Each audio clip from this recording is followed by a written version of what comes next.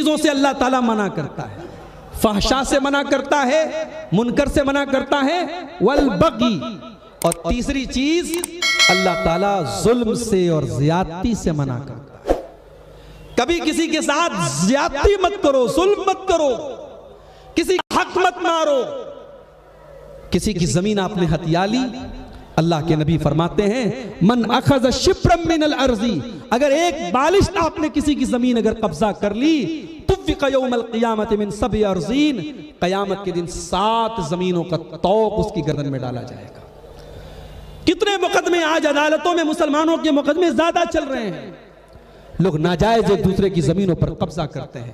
میرے بھائیوں، اپنے بچوں کے لیے آپ نے حرام کی پراپرٹی بنا بھی لی تو آپ نے بچوں کا فیوچر بنایا نہیں، بچوں کا فیوچر خراب کیا ہے۔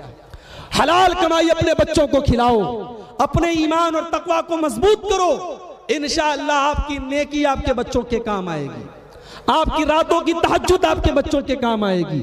میرے بھائیوں، حرام کبھی کبھی زیادہ لگتا ہے اور حلال کم لگتا ہے، مگر اس حلال کے اندر پائیداری ہے اور حرام کے اندر برکت نہیں ہے۔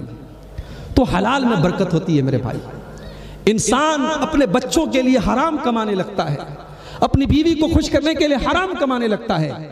کبھی بھی آپ حرام کا رخ مت کیجئے اور کبھی کسی دوسرے کا حق مت ماریے۔ اللہ کے نبی فرماتے ہیں کہ 2 گناہوں کو اللہ تعالیٰ دنیا ہی میں ان کی سزا دے دیتا ہے، اور اس میں سے گناہ یہ ہے البغی، کسی پر ظلم کرنا اور کسی پر زیادتی کرنا۔